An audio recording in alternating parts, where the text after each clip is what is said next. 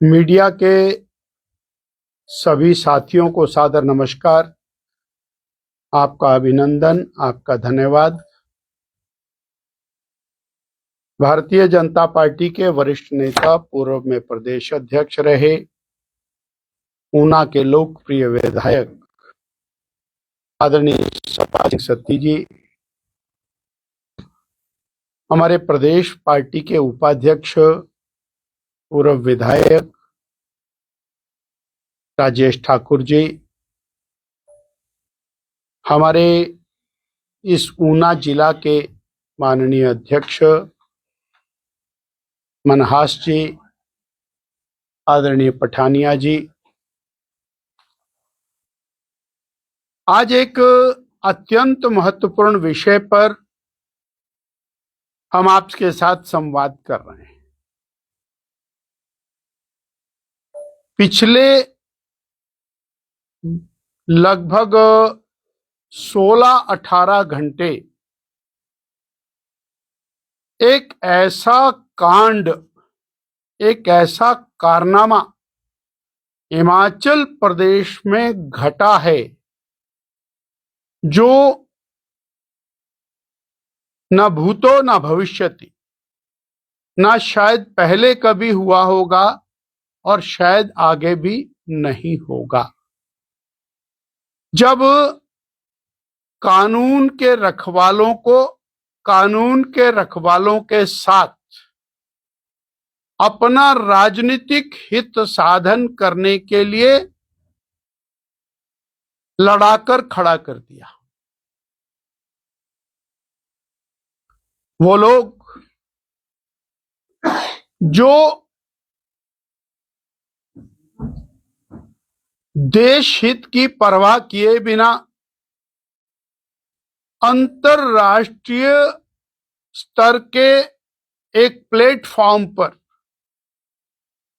जहां भारत की छवि दुनिया में उभर रही थी, उस प्लेटफॉर्म के ऊपर भारत को बदनाम करने का जिन लोगों ने षड्यंत्र किया, जिन लोगों ने भारत की छवि को दुनिया के सामने तार तार किया, ऐसे लोगों को हिमाचल प्रदेश की मौजूदा सरकार ने संरक्षण प्रदान किया। यह न केवल निंदनीय है, अपितु अराजकता की इंतहा है।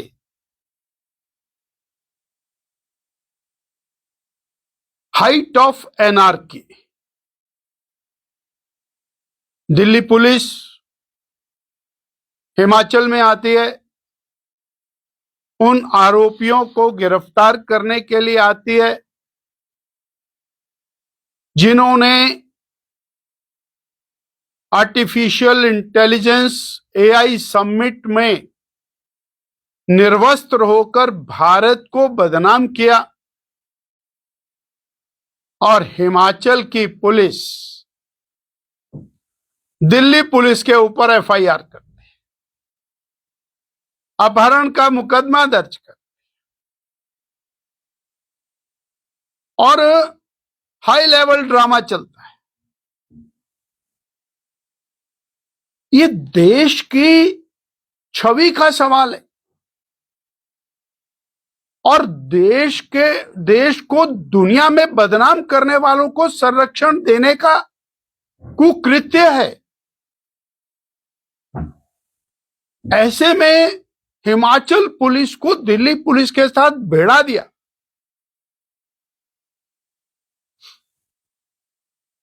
साढ़े तीन साल हो गए हिमाचल प्रदेश में कानून व्यवस्था की धज्जियां उड़ी, कोई पूछने वाला नहीं।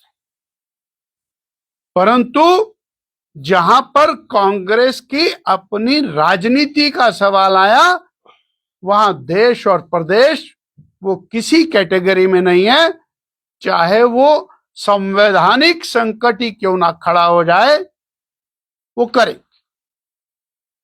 पिछले कल की घटना, जिस तरह से नालागढ़ के अंदर और डेड बॉडी का प्राप्त होना और वहां पर ये शंका जताया जाना कि भू माफिया जो वहां पर खनन माफिया है उसके द्वारा वो कृत्य किया है, उसके प्रति संजीदगी नहीं।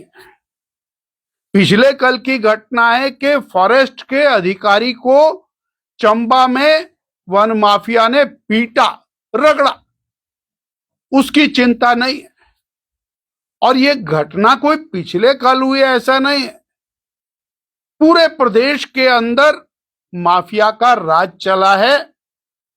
उसको कंट्रोल करने के लिए ना तो पुलिस है, ना सरकार है, ना इच्छा शक्ति है, ना उसके लिए कोई शिद्दत से काम करता है। वो मंडी में भी सब डिविजनल मजिस्ट्रेट को दौड़ा दौड़ा करके पीटा। वो बद्दी नालागढ़ के अंदर और माफिया के अंदर गोलियां चली, धुआंधार। वो बिलासपुर के अंदर माफिया के अंदर गोलियां चलती हैं। वो ऊना के अंदर बड़े बड़े कांड होते हैं, उसके प्रति सरकार की संजीदगी वो नदारत रहती है। चंबा में दलित बालक की नृशंस हत्या होती है, उस पर सरकार मौन रहती है। परंतु जिन्होंने भारत की छवि को दुनिया में तार तार किया, ऐसा जिन पर आरोप है, ऐसे आरोपियों को बचाने के लिए पूरी सरकार और पिछले लगभग 23-24 घंटे से बहुत ही संगठित रूप से काम करती है। ये मामला बहुत चिंतनीय है और सरकार केवल और केवल भाजपा को गाली दे करके, मोदी जी को गाली दे करके अपने आप को पाक साफ दिखाने का जो प्रयास करती है वो ज्यादा दिन चलने वाला नहीं है। और जिस तरह का व्यवहार प्रदेश की सरकार और प्रदेश की सरकार के कहने पर हिमाचल की पुलिस ने किया है, उसकी भारतीय जनता पार्टी कड़े से कड़े शब्दों में निंदा करती है। बिंदल जी, जैसा कि संविधान की कसम लेकर पद ग्रहण करने के बाद यूपी बिहार के आरोपियों को बचाने की कोशिश सरकार द्वारा की गई, क्या ये संविधान का गला घोटा गया? मैंने कहा कि एक बहुत बड़ी अराजकता के दौर से प्रदेश गुजर रहा है। हमारा चुनाव आयोग कहता है कि पंचायती राज के चुनाव होने चाहिए, मैंने उसका टाइम टेबल बना दिया, टाइम फ्रेम बना दिया, परंतु प्रदेश की सरकार अधिकारियों को आदेश देती है कि चुनाव आयोग के कहने से कुछ ना किया जाए। संवैधानिक संकट। चुनाव आयोग 35 पेज की चिट्ठी महामहिम राज्यपाल महोदय को सौंपते हैं कि ये संवैधानिक संकट है, परंतु प्रदेश की सरकार जो कहती है कि हमारे पास और पैसे नहीं है, वो करोड़ों अरबों रुपए के वकील करके हाई कोर्ट में और सुप्रीम कोर्ट में चुनाव आयोग के खिलाफ लड़ने के लिए जाती। तो संवैधानिक संकट तो आए दिन खड़ा है। यहां तो कानून व्यवस्था का भी संकट खड़ा है। और जिसके ऊपर मामला दर्ज है, न्यायालय तय करेगा, उसका फैसला न्यायालय करेगा। अब न्यायालय में जाकर के बात करिए अपनी। परंतु दो ऐसी शक्तियां, चाहे वो दिल्ली पुलिस है चाहे हिमाचल पुलिस है, दिल्ली पुलिस के साथ हिमाचल पुलिस को भिड़ा दिया। यानी वो जैसे हिंदुस्तान और पाकिस्तान की पुलिस। वास्तव में ये इससे ज्यादा अराजकता और कुछ नहीं हो सकता।